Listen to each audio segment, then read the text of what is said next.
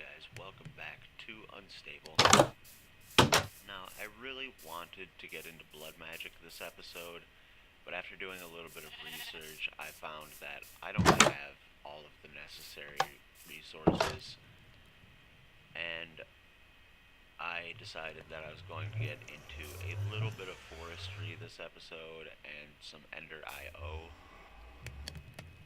And another thing, I love the chopper.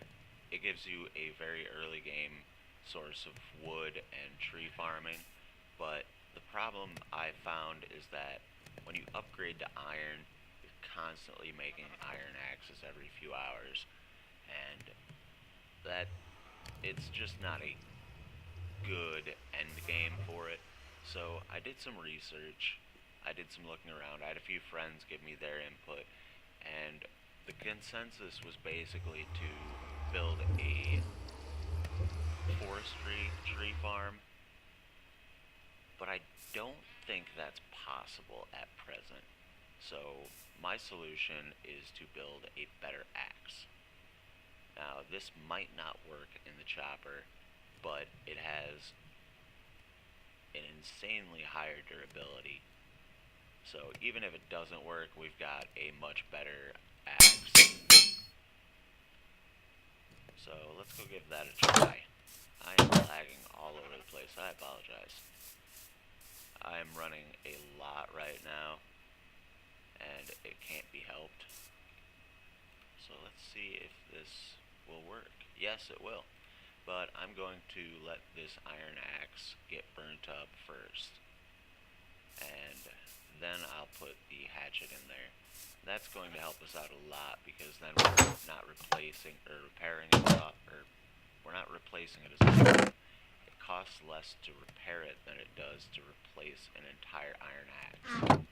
So as you can see, I've done a bit of crafting. I did spend a lot of diamonds getting this generator, and I think it's worth it.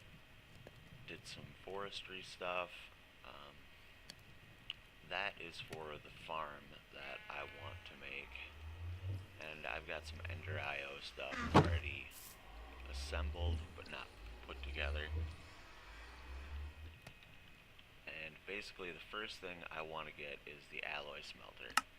I've got all of that. And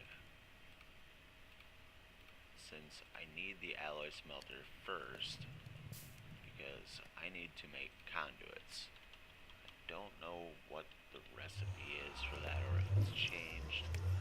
Insulated energy conduit, there we are. Conductive iron is iron and redstone, so I'm going to start out with just 3. I need to go mining again. And I don't know where I want to build this. Fortunately, it's one that you can break, so I'll just put it there for now. Give it about 6 coal, and this will give you 160 RF per tick. Now it looks like it's just storing it for the moment. Oh, that's because it can't transfer fast enough. I see. So now what we can do is pop in that, and I'll be back once that's cooked. Alright, that took a little while, but now we've got our energy conduit, so we can transfer power faster than we can produce it at this point, which is what you really want to aim for. So let's just put that down, squeezer, and the carpenter. Now the carpenter is going to need fluid, and the recipe I want is going to require water, so I need to go get my bucket. I think the bucket's in my bag. Yes, it is. Alright, so I'm going to go, I think I need 4 buckets of water for this recipe. So I'm going to get that. Okay, I haven't gotten it all done yet, but let's see. Yes, this will use RF. And I believe that as opposed to some of the more previous versions, that you can, it doesn't just continually use RF sitting there. So that is a huge plus. Alright, now we've got our hardened casing. Remove that recipe. I think these go in the corners, and that goes in there. Because what I want to make is the Rainmaker. And I was right, but how much? Oh, that's just a crafting recipe. That is convenient. I did make this tank. It's useless.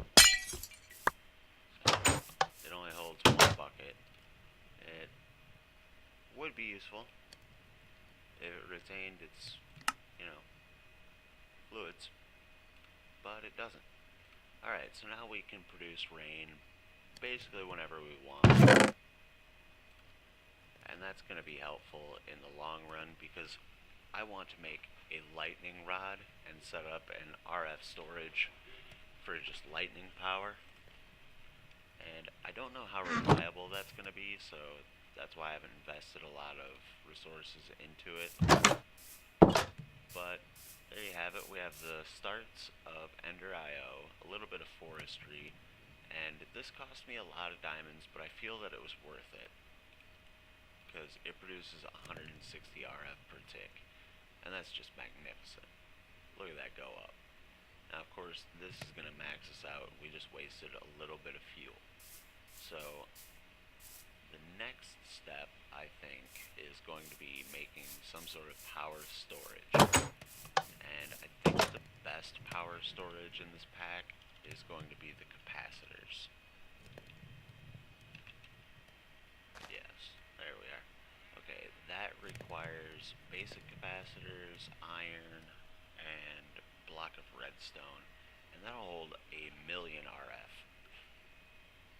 And that's really good, but I'd like to just jump straight to this one, which requires electrical steel. So we need silicon, which is nether quartz. I really don't want to go to the nether yet, but it looks like we have to.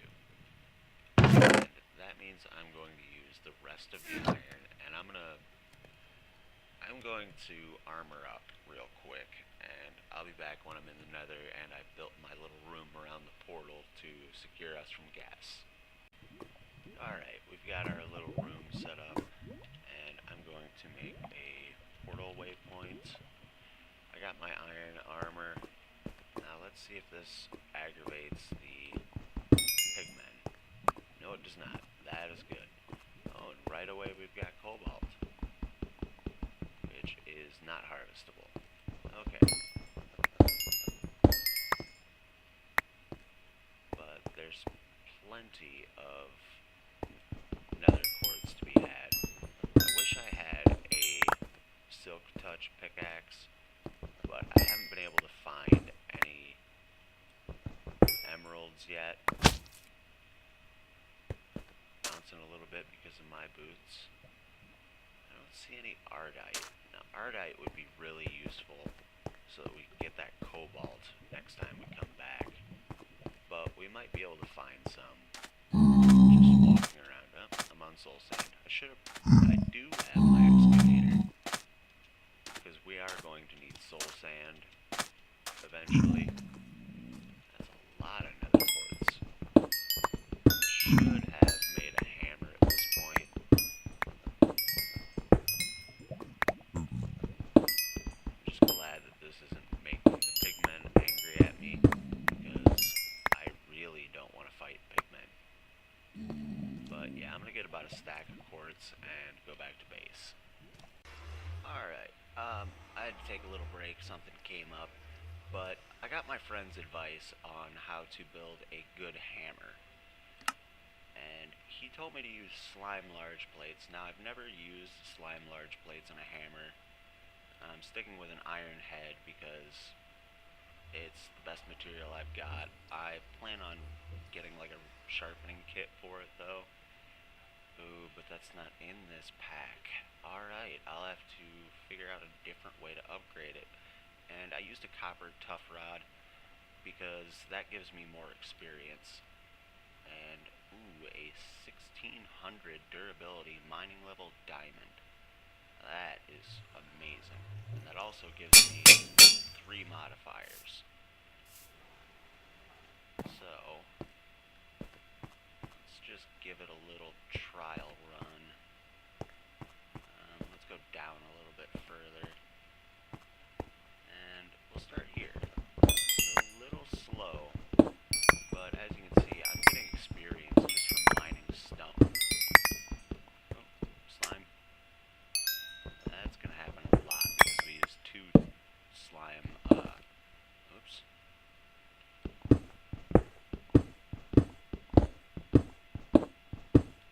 And this will be a good way to get back the levels I lost from fighting in the nether and dying. That's a lot of experience.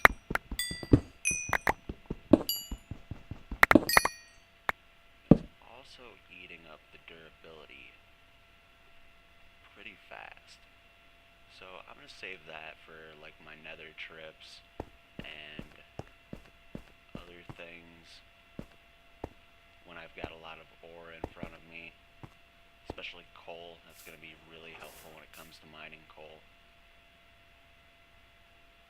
Alright, so we'll put that in our backpack, and the repair material for that is iron, and then this is also repair material iron.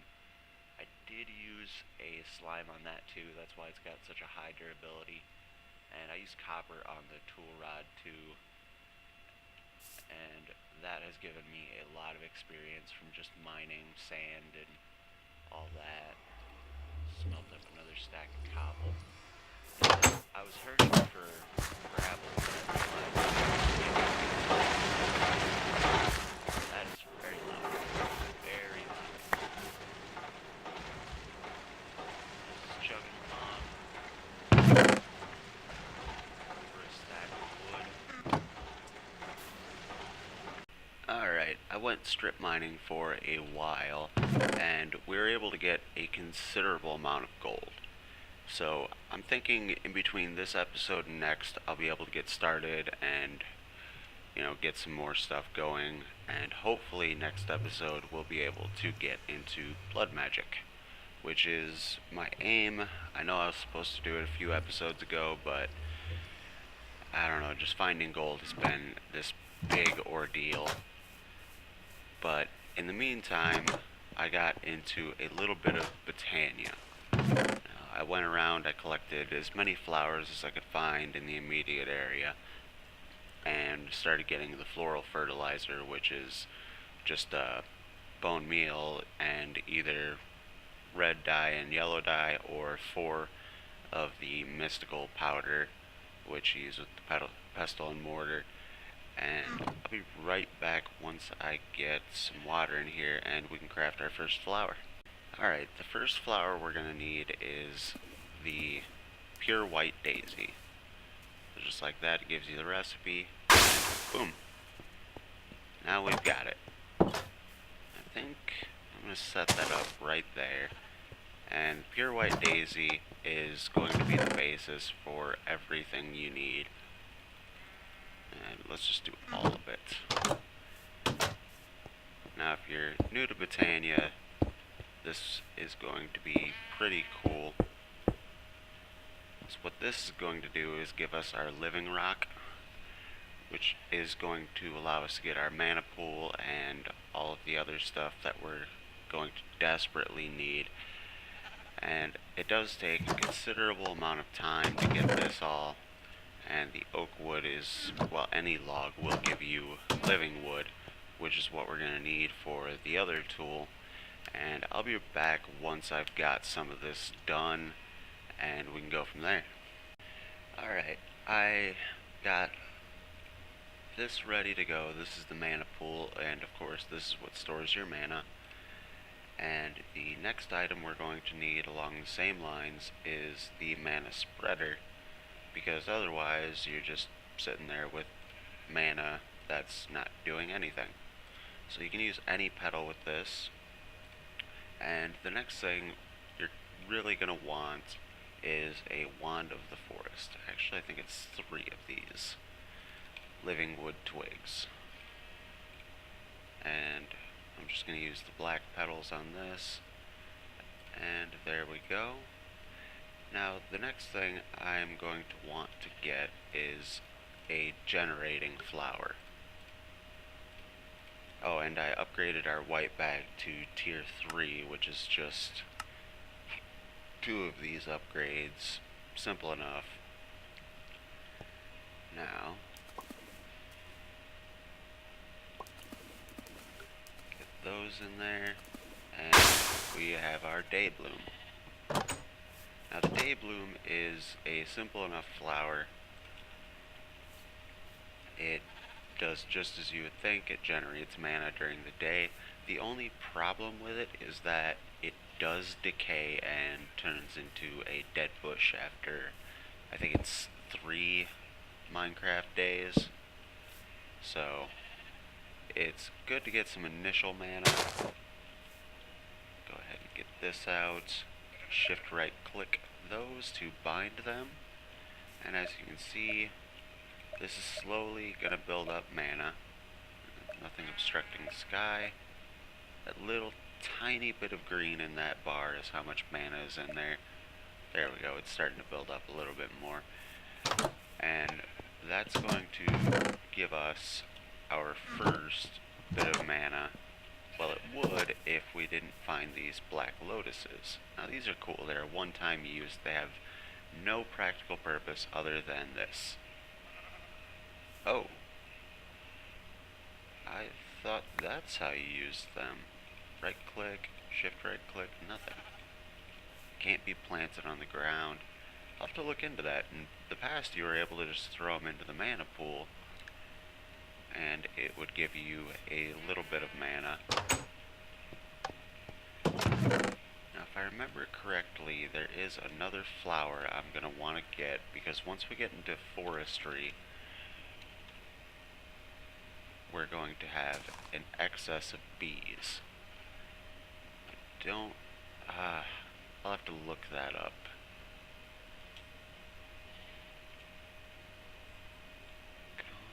No. Alright, I'll look that up quick. Alright, the flower I was wanting to get isn't in this pack, but that's okay. There's definitely going to be use for the extra bees that we acquire, and as you can see, we've gotten our first little bit of mana.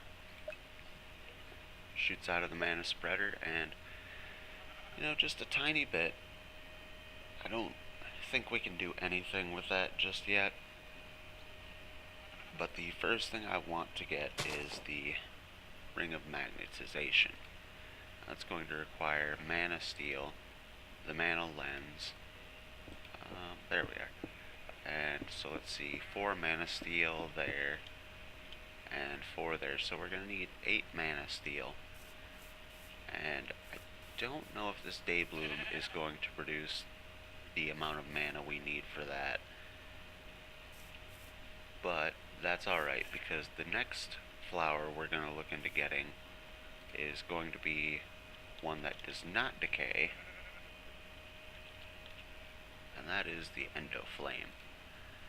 Now this is going to require a little bit of mana to get this powder here, and then we'll need red and 2 brown.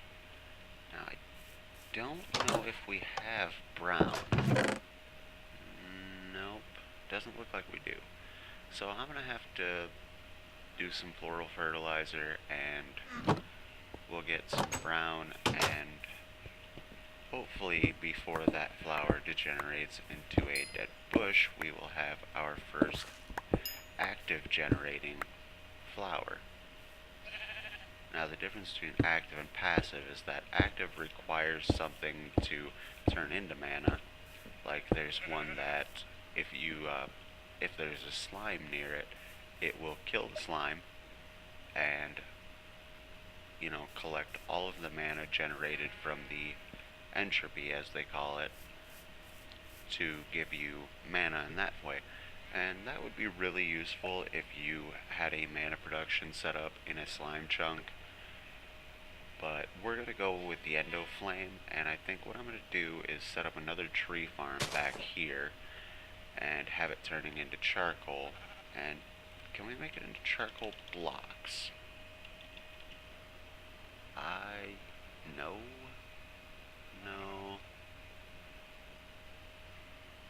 Ah, yes, we can.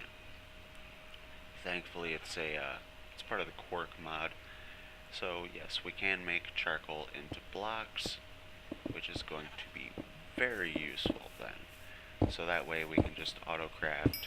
We can set up some sort of furnace, probably, oops, did not want to do that. And we can set up some sort of powered furnace, maybe get a generator down that will run off of some of the charcoal, and it'll, I think what I'm going to do is, since I have the gold, is get the RF, I forget what it's called. Oh, I have to use the @ symbol. Yeah, we need the RF engine, which is just 2 gold, iron, and then we can get, I'm going to go with a stone chopper, I think. I might, no, I don't have the iron for that. I'll probably go with the stone chopper, give it the RF engine, and, like, we will have to replace the axe a little more often, but maybe we'll be able to craft a Tinker's Construct stone axe that'll be better than the standard stone axe. That way we can just repair it. Not sure what kind of material I would want to use for that though. Let me go ahead and check the time on this video. We may be near the wrapping up point. Yep, as expected, we have reached the wrapping up point. I went a little over what I usually do, or what I have been for this series. So, if you're enjoying the series so far, go ahead and subscribe for the more content, leave a like if you want to, and I will see you guys next time, where we will hopefully be getting a little bit into blood magic. Alright, see you guys later.